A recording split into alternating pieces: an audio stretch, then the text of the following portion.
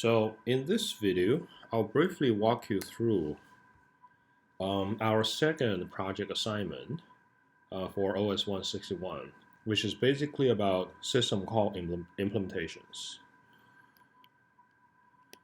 All right, so as usual, it consists of two fundamental parts. The first one, which is basically question and answers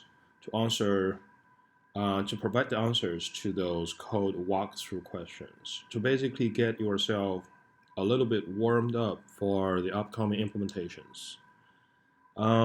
Then it is the core part, the second part. First part, second part, implementation.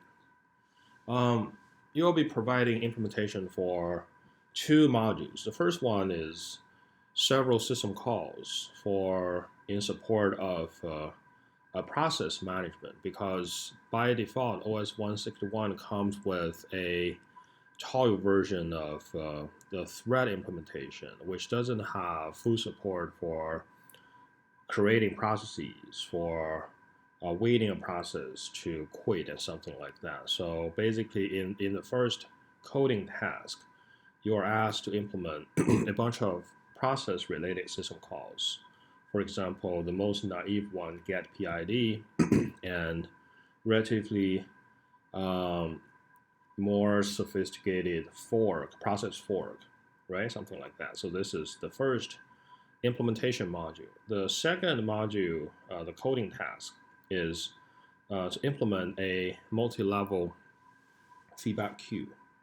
Multi-level feedback queue based scheduler, where you will be asked to extend the default FIFO scheduler into a relatively simple multi-level queue scheduler, which consists of, instead of one queues, but two queues.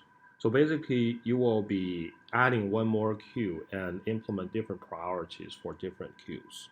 So this is the second part, implementation. What's new in this, the second project assignment is this design document, which I will briefly introduce in the next slide. So as part of the deliverable, you will be providing a design document, which you should provide the following four parts. The first one, you need to provide a high-level description of your proposal, how you're going to approach, how you're going to solve the implementation problem. So high-level description.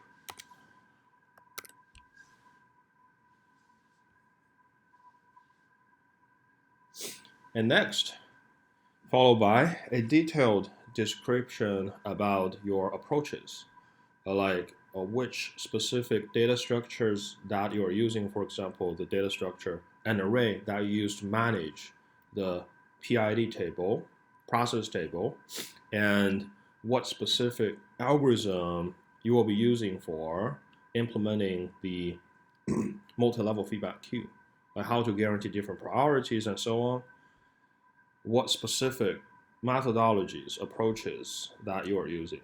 Provide a fairly detailed description of all of these, okay? And next, you will provide a discussion and analysis to briefly describe the pros and cons of the approach that you've been adopting, right? Like, because this is computer science, this is a low-level computer system prototyping, right? Everything has a trade-off. So if you want to improve something, you get to sacrifice on the other aspect. So just provide a rationale, a logical analysis about the trade-offs, pros and cons of your approach. Okay, so this is the third part. So the last part, if necessary, provide some discussion about the alternatives that you've considered. But it turns out you have adopted a different approach because that alternatives might be, let's say, too simple. It doesn't cover some other like corner cases that you've encountered when you implement the stuff, and you need to provide reasons why you discarded those alternative options, alternative approaches, right? So basically, you will provide these four components within your design document. So your design document, as specified in the PDF project assignment specification, you could turn in a PDF or a text-based, plain text-based document, either format of these two. Okay. All right. So how to build them? How to configure and build the kernel? As usual, you will basically repeat the steps that you have used for the previous project assignment number 1.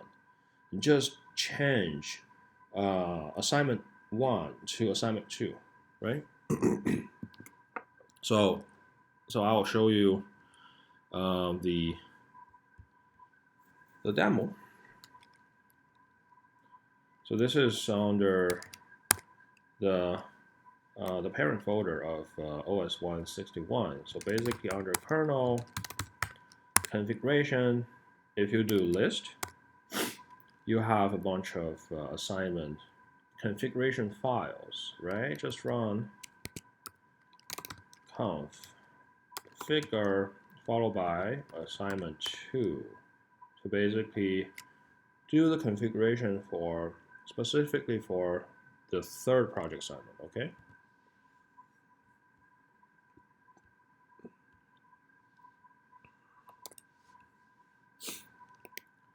And next, where to put the system call implementation? Well,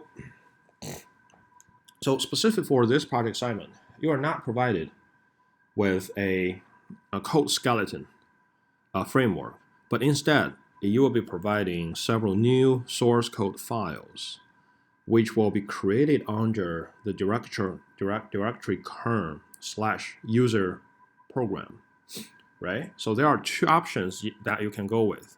The first one, just like specified in this slide, what you can do is you can provide separate source code files where each file is encapsulating a single system call implementation. For example, fork. It is used to hold the implementation of a process fork system call implementation, right? This is the first option. The second option is you can just simply provide a single file with whatever name that you like to go with. For example, syscall implementation.c, right? So you can just simply put this single file under the kern slash user prog directory. Okay, so these are the new files that you should be providing, and then you need to follow the name convention. So how to name your system calls? So you'll be asked to implement the following 5 process-based system calls: get PID, fork, execd, wait PID, and exit, right? But you need to be following the system call naming convention by adding a common prefix, which is sys underscore, right? Then followed by the system call function name. And then, just like what you've done for our very first project assignment number 0, where you were asked to add a new file, which is called hello.c, right? You need to modify this conf.kern configuration file so as to let the compiler know, let the whole operating system source tree organization mechanism know that, hey, so this is the new files that you are providing to the operating system OS 161 kernel source tree, right? So as I will show you in this terminal, So basically, what you're gonna do is you're gonna open up. So this is a path, right? OS 161 minus 1.11 slash current slash conf. Okay, so just open up conf.current over here. So this is the top. This is the beginning of the file, right?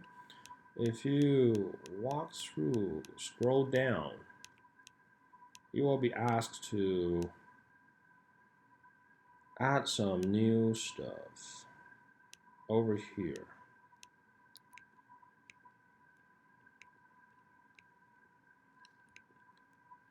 Okay. Right over here, right? User level program system call support. So over here, for example, you can add file, user prog. Like if you want to implement fork.c, and the same for the second system call implementation. If you want to create a separate file for a different implementation for a different system call interface, execv.c and save, right? So basically, they'll tell the compiler to compile the source code that you provided as part of the executable. Okay. And so after done with creating the source file, you will go ahead, go to user prog. Right over here, you will just create your new file.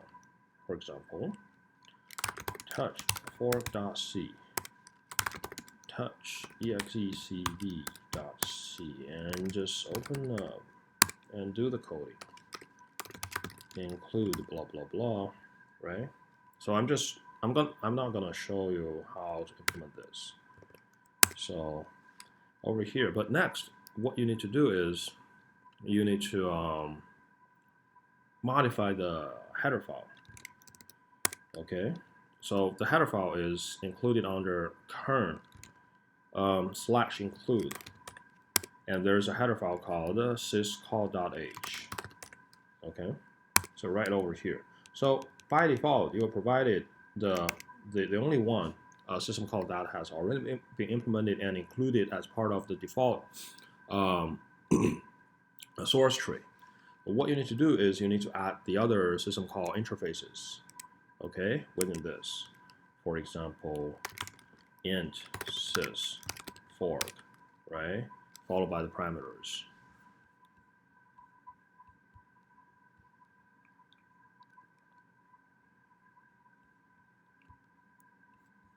Followed by the parameters, for example, struct trap frame,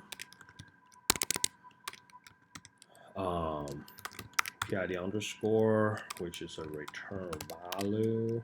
So this is the signature for the system call fork, and you're going to add the other interfaces, the signatures for it as well within this header file, to let the compiler know what basically declaration of those system calls. Okay. All right. So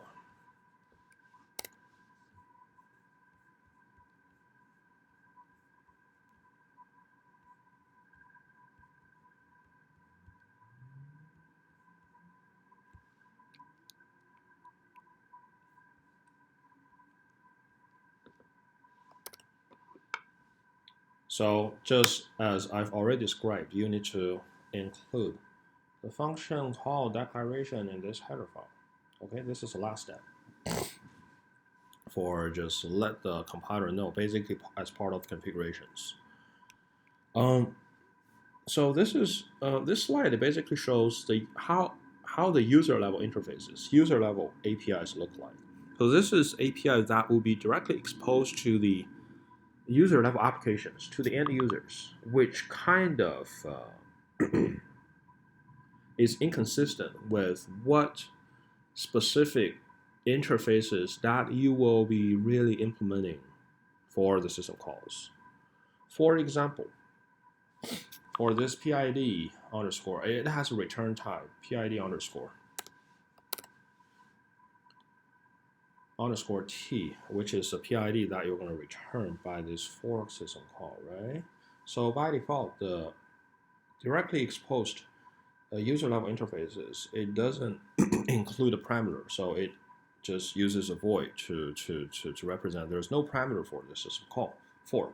But instead, under the hood, the OS level internally, it's a fork system call. You have to really include two parameters so that you really know which trap frame that is passed is belonging to this parent process, and then you can do the copy the whole trap frame to the child process.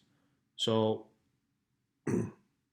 basically, there's some sort of inconsistency between this user level interfaces and the inside kernel signatures. And I'll show you next from the shell where to find these user level interfaces as well as the menus. It consists of a menu.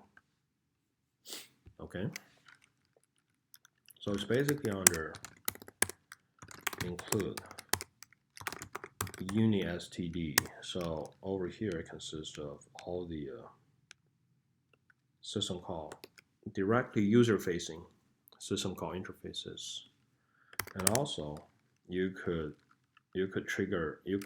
open up an HTML coded manual files to take a look at all the system call that will be supported by the OS 161. Okay, so under this folder, it's the parent folder /man/syscall. So it contains all the like specifications about each and every system call that you should implement in the context of process management, for example, fork. So so this is just a source file of this HTML, so which you should not really do, but you could just launch it, open it up inside of a browser, which will rendering it well more readable. Okay, it just provides all the description, specification like return value, error code, right, of what you will be doing for this particular system call. It defines the behavior basically. Okay.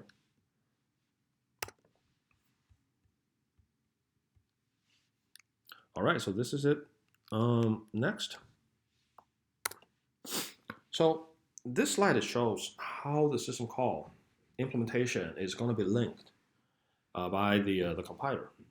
So this is the flow. At the very top, we have this assembly code,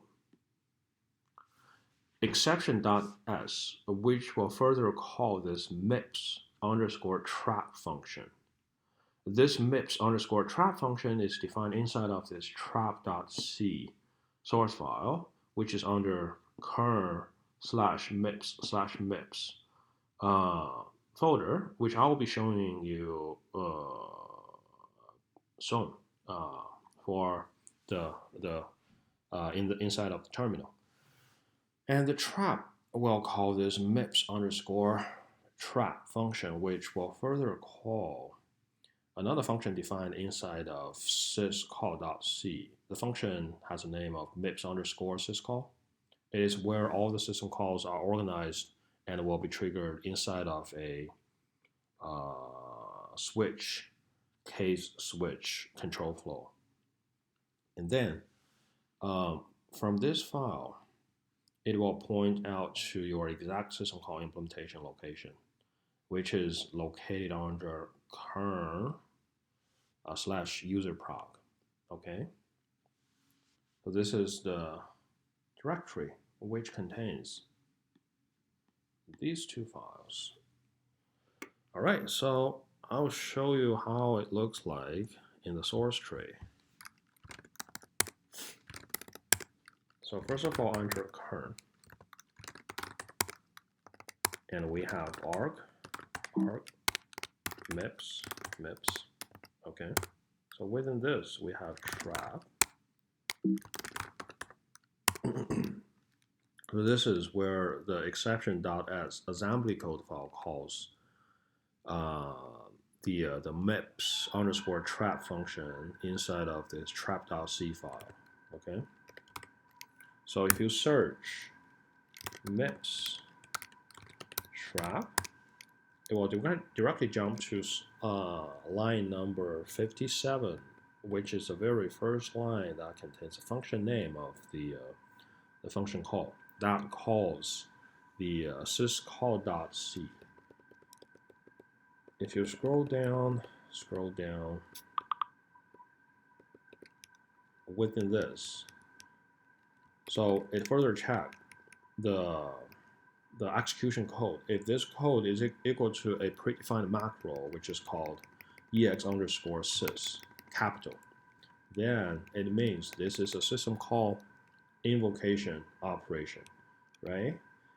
So it just print a debug message. This is how exactly you throw in debug information, right? Just like this. It provides a typical example. And then followed by mips_syscall. And then you pass in this parameter, which is called TF. So what is TF? TF is a trap frame.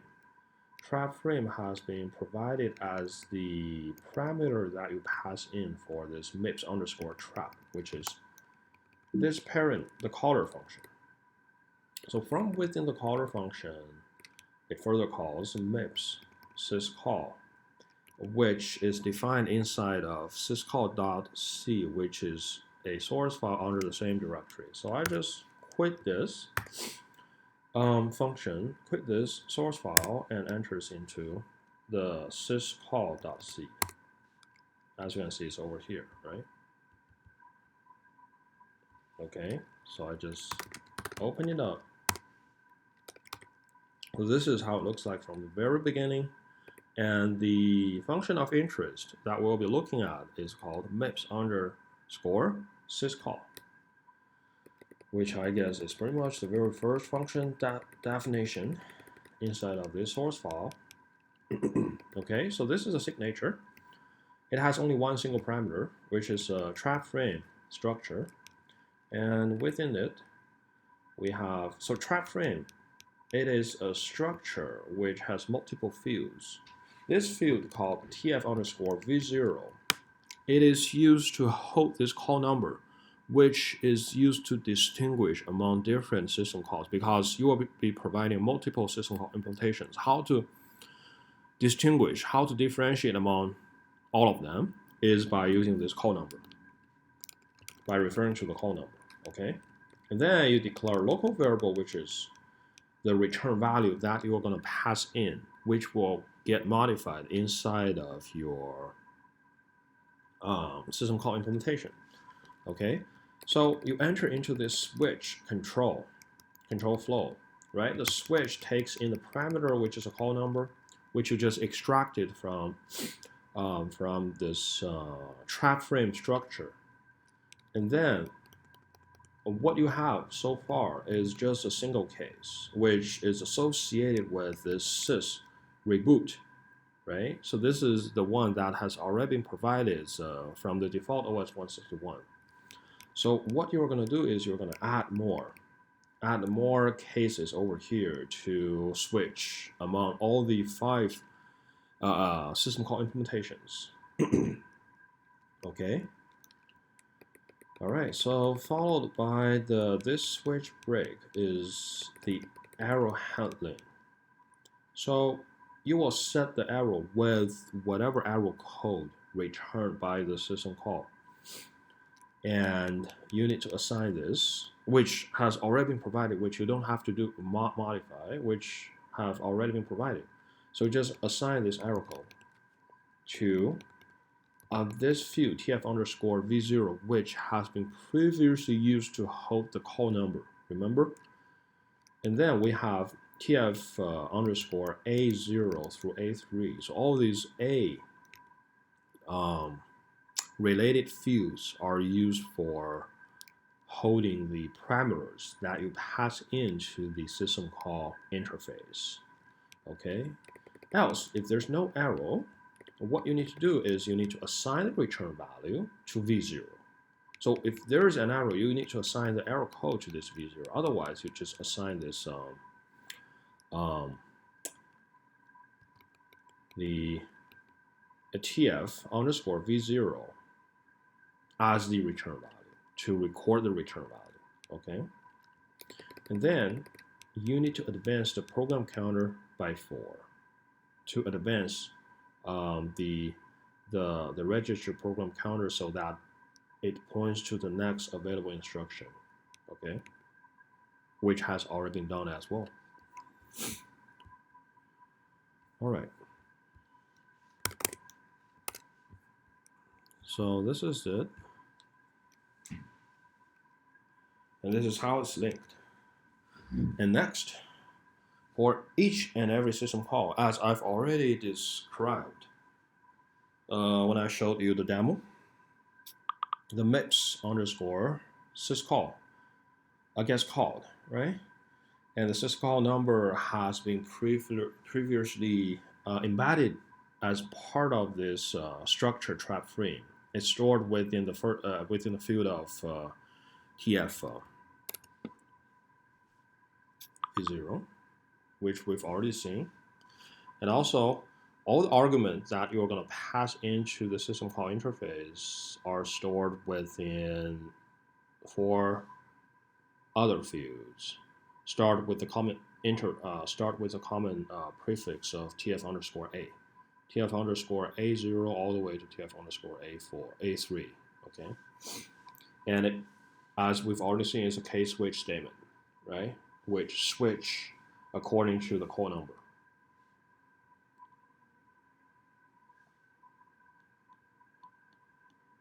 Which switch according to the call number. And you need to increment the user program counter so as before the system call returns, okay? And to handle arrow, you store the arrow code inside of this field, which was previously used to store the call number, and set this last parameter field to 1, indicating there's an arrow. Okay, if there's no arrow, you basically return the arrow code of 0, and you store the return value, which is return val, local variable that you've defined inside of this MIPS underscore syscall function. Right, you store the return value. You memorize return value as part of this structure with the field of TF underscore V0. Okay. All right, so this is a whole mechanism that you will be implementing. Basically, you will add some facilities to be able to support this process abstraction. Well, so in order to do this, you need to augment the existing thread structure with the following extra fields, extra information, so as to record the runtime states, the PIDs of the process abstraction, right? So first of all, you need to add the PID field so that it has a process identifier, and you need to have some field to record the exit status. And also you need some other field to claim the relationship between some closely related processes. For example, its parent process. Whose parent process? That has created this child process, and so on and so forth. And besides that, you need to have a data structure to keep track of all the different processes. For example, you can provide an array-based process table for this exact purpose. And you need to also implement a PID management module, which is which is where the newly created process could just simply extract an available PID from this PID recycling system. Okay, and also whenever a process exits or terminates, its allocated PID could be recycled, returned back to this PID pool.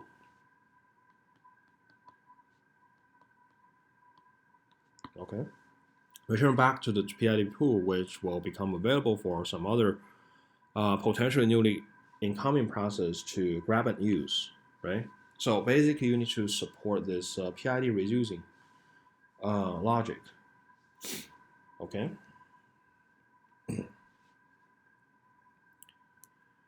So this is the high level process structure. So then it comes to the detailed logic of each of these 5 system call implementation. The very first one, which is the most straightforward one, which is sys_get PID. So what you're going to do is you're going to just return the PID that you've allocated to this process when first creating this process, when the process gets first created, okay? And then just return. And you need to make sure that this get PID does not fail, right? It doesn't have any like potential error code to be returned. Okay, so this is the most straightforward implementation system call. So this is get PID. The next system call is fork. So how exactly fork works is it just duplicates the current process. It copies address space of the existing parent process and create a new child process.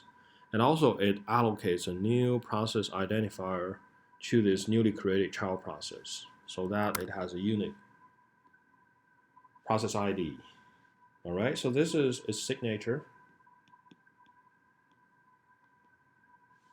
It takes in 2 parameters. The first one is a trap frame passed from its caller function, and the second one is the address of this return value. So, so this return value, you need to note here, this is just for the parent's return value. The child would return 0. So how to distinguish parent and child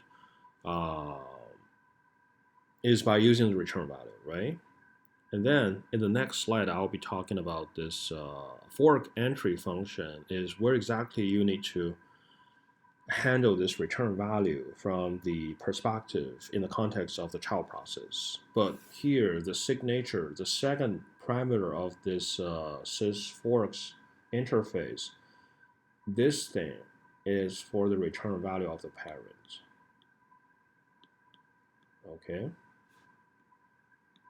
Return of parent.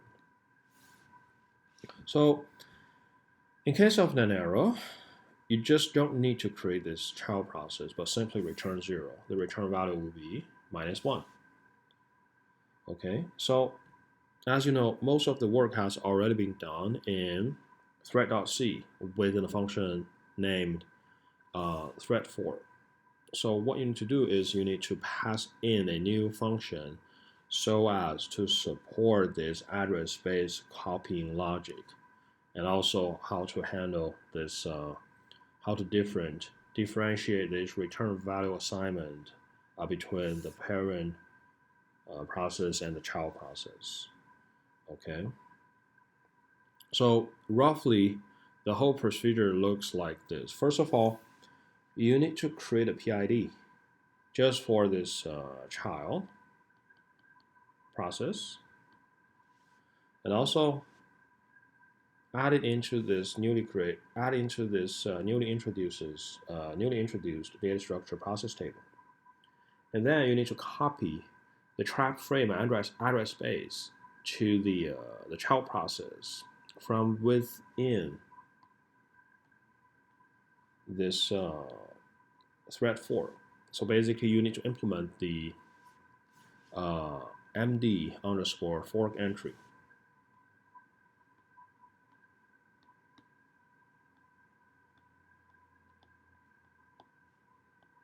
which will be talked about in the next slide, and pass in this function as a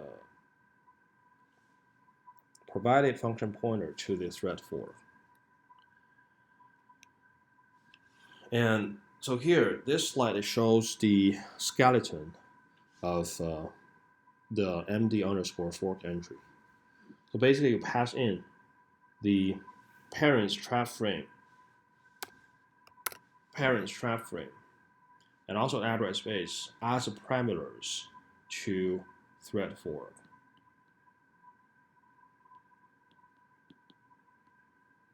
And also, this function will be passed into this thread fork as well through the function pointer, right? So this is just like a user-defined function to this thread fork.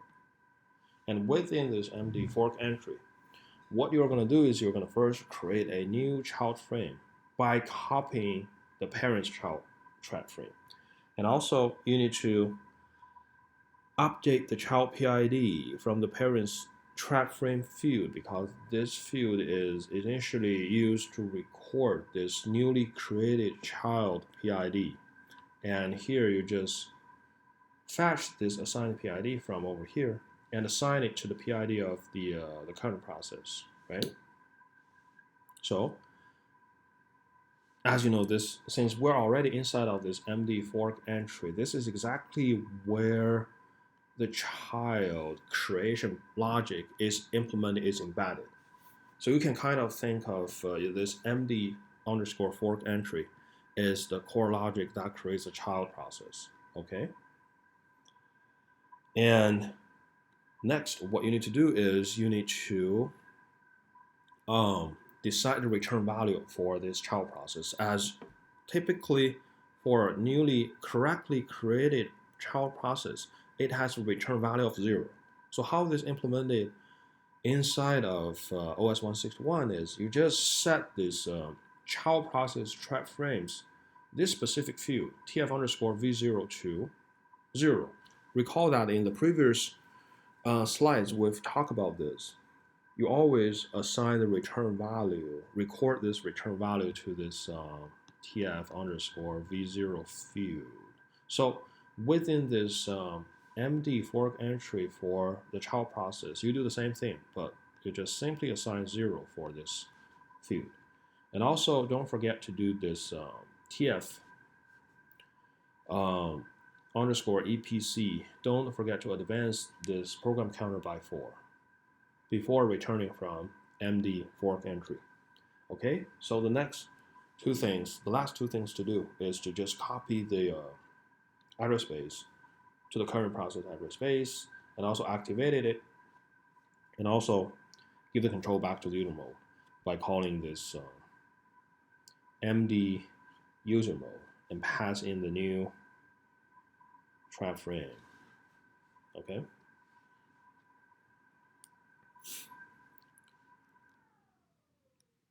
So system fork, you need to handle the following 2 errors. The first one is E again, which indicates there are just too many processes that have already exist. So basically you need to define a maximum number of processes that should be accommodated inside of OS 161. So this is a simple logic that you can implement as part of this last project assignment. So this is E again. So the next one, E no memory. So this is an error code that you should return if there's not sufficient virtual memory for creating this new process. Okay, so basically you need to handle these 2 errors as part of this fork system call implementation. All right, so moving on to the next one, sys underscore execv. So this one, you could largely rely on an already existing code which has been included in as part of the this run program under C .c under the same directory. But what you need to do is you need to add in a little bit more things. So this is its signature. It takes in two parameters. Basically, the first one is corresponding with tf underscore a0, and the second one is a 2D array for the char strings, which is associated with the second parameter field, which is tf underscore a0. And well, so its core logic is to just simply replace the current process program image with the newly created process image that you've just brought in from whatever, let's say a file system, right? And you don't need to alter the process identifier because this is within the same process, but you just simply replace this program image with a new one. So regarding the logic, what you need to do is you need to modify. You need to basically duplicate the run program.c's core logic by adding a few more things. So first of all, you need to check the very last argument within this 2D args char pointer, char array, char string pointer. You need to make sure that the last argument is not null. Okay. And then you need to make sure that the total number of arguments, total number of valid arguments is less than this max argument number, which is a macro that you need to provide as part of this system call implementation. Okay, so this is not predefined. This is not something predefined in the context of OS 161. You need to provide it. Okay, this is a macro that you need to provide. And then next thing is you need to copy in. So here, because the arguments that has been provided as part of the signature of this function call is something that's stored from the user space. So you need to copy in the arguments, data from the user space to the kernel space, okay? Then you need to refer to those copy in structure, copy in logic that has already been predefined as part of the default OS 161 source tree. So the next thing, which I guess pretty much you don't have to do yourself, is because run program has already done it. You just copy the same logic, which is to create a new address space, as create, and also allocate a new stack on top of it, as define stack. And the last thing you need to do as part of this execv implementation is to basically copy out the arguments that you've just copied in from the user space back onto this newly created stack, right?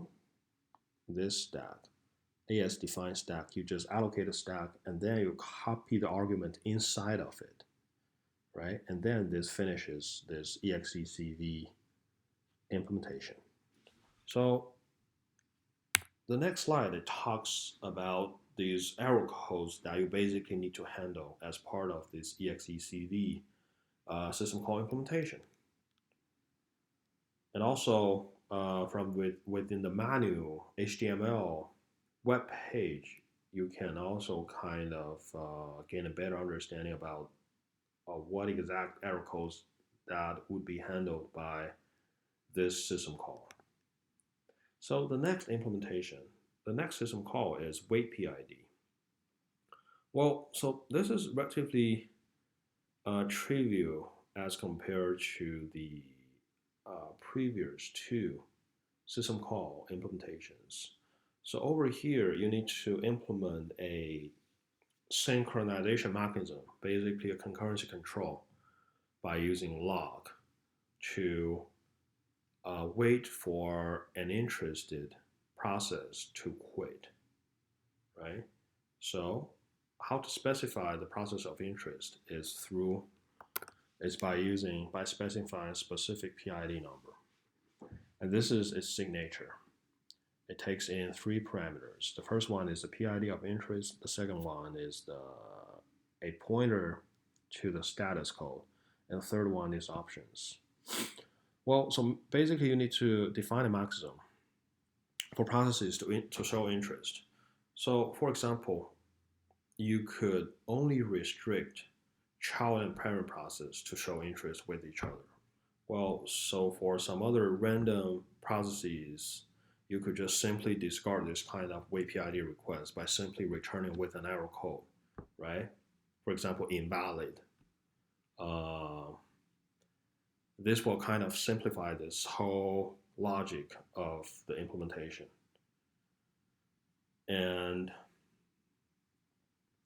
you also need to make sure that the deadlock won't happen, by either setting restrictions to prevent it from happening or implement a proactive mechanism to proactively detect the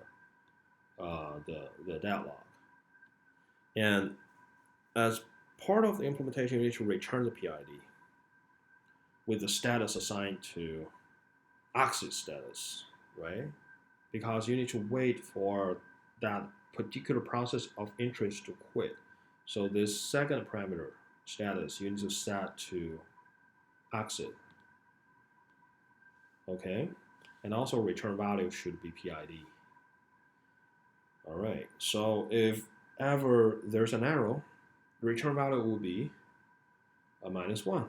And also correspondingly, you need to set the return pointer to the error code by setting the corresponding setting the correct error code.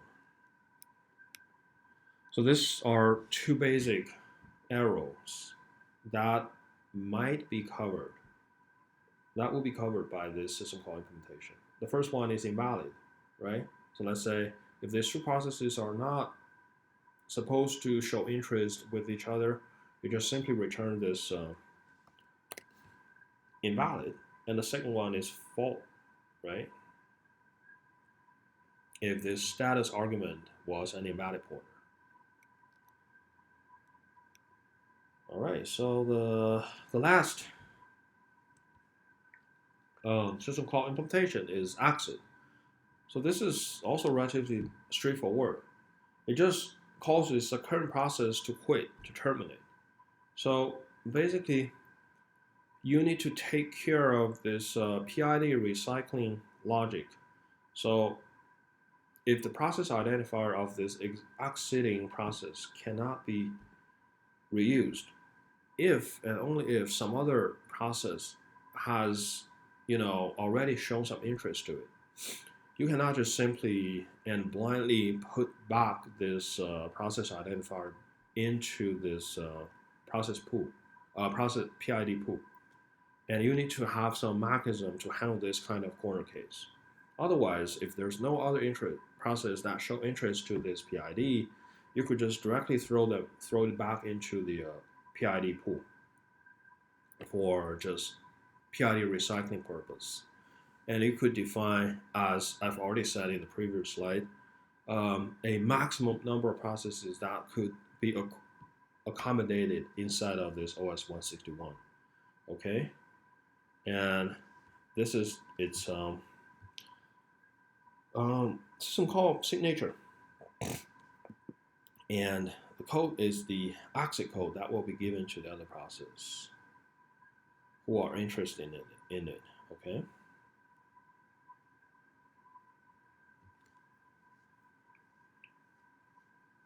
All right, so this is the last implementation, that last system call implementation. And the next big thing, after done with the implementations of these 5 system calls for process management, you need to implement a new multi-level feedback queue. By default, you have this a single queue round-robin scheduler, right? Which is where you logically chop up this time sequence into finer grained pieces where each quantum have a duration of which is defined by hertz, macro. Okay, so this is by default implements a round robin scheduler. So you can basically modify the hard clock on .c to have another counter that counts in a relatively faster or relatively slower pace by modifying this hertz by divided, let's say by dividing into 2. So that it means you kind of slow the frequency of the OS161's CPU ticking. And so to implement this multi-level feedback queue, you need to, first of all, add a new queue. So by extending the single queue into a 2-queue structure. And also you need to kind of incorporate this logic to implement a priority-based structure, right? So for example, these 2 different queues, one queue has relatively higher priority compared to the other.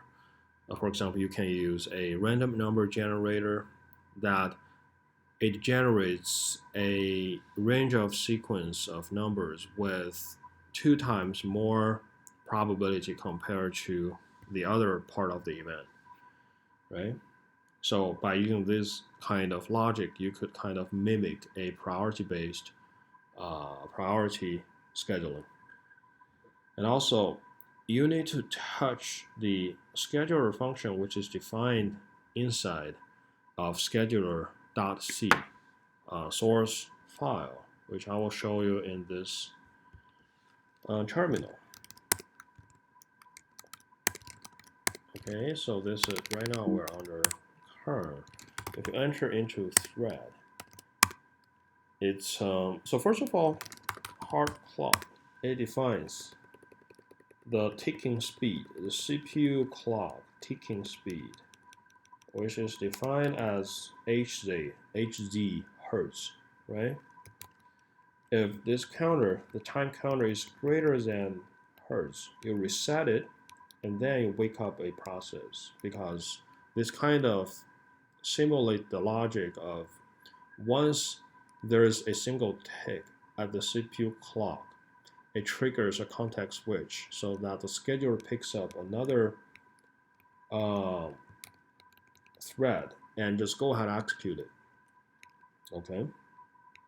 So over here you could modify, you could add in more logic to incorporate a relatively faster or relatively slower ticking speed. Okay. And this is the hard clock.c.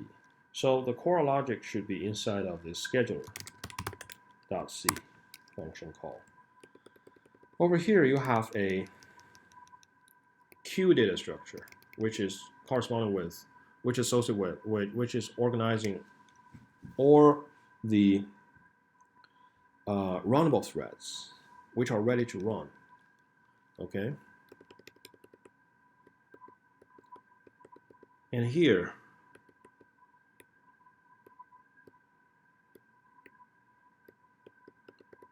this is where the actual logic of the scheduler has been implemented, which is really simple. It just implement a kind of FIFO based round robin and just simply pick the next available process from the run queue, remove this process from the head of this run queue and just return it. Okay, so this is the core logic of this round robin system call, round robin scheduler.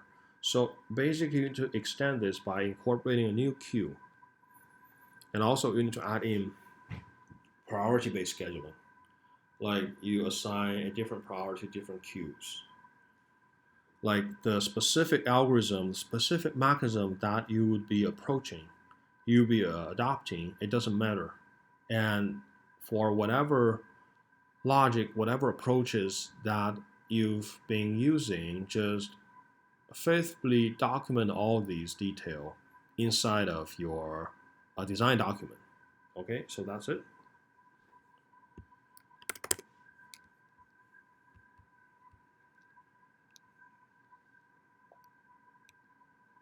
All right, regarding testing. So basically all the testing source code has been defined under OS 161 main task bin. It has details about the given tasks.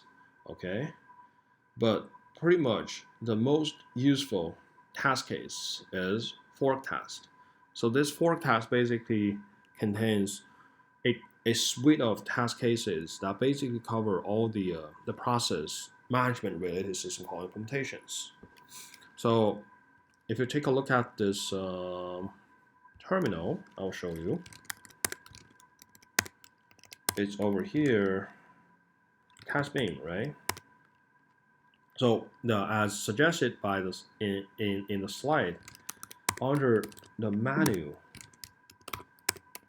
it has all the task bins menu. It has the menu that talks about how exactly those test cases work. For example, this fork test, right? It just talk about the behaviors, like this provides a fairly detailed description of the test cases. Okay, so this is a menu, but the exact task case source code is located under test bin.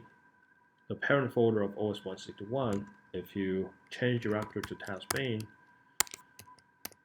okay, so there are a lot of test cases. So what we're only interested in this case is fork test.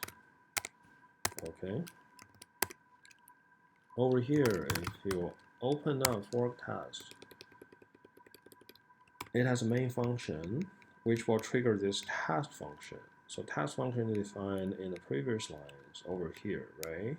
So over here, it will just call do fork, and then it further check the result of the do fork.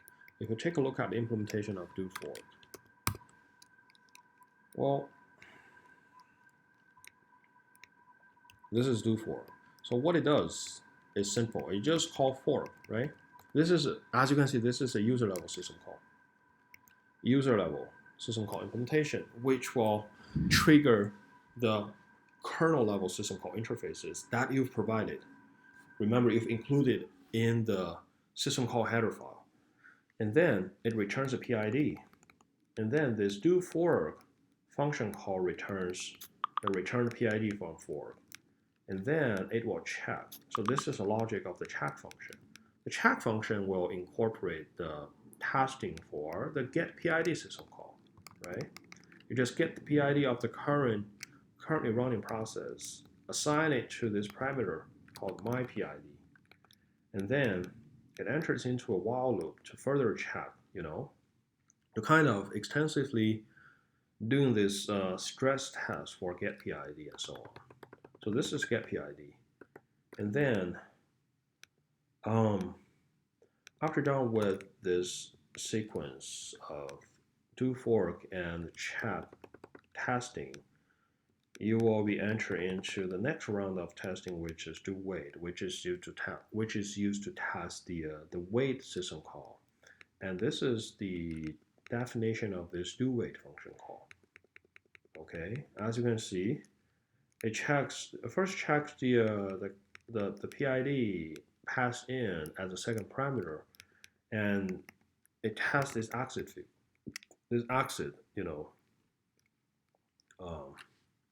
system call.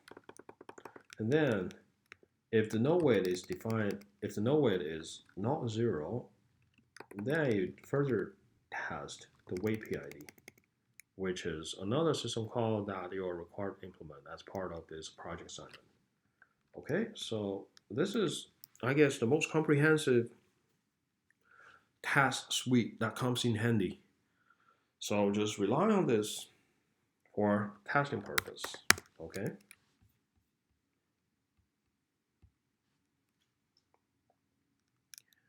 All right, so this is testing. So furthermore, what you can do is you could build your own test case as well. And also you could try to be like creative to come up with new methods of testing your multi-level feedback queue implementation, right? And what you need to to do is you need to make sure to include all the test outputs as part of your submission. Okay, all right, thank you. That's it.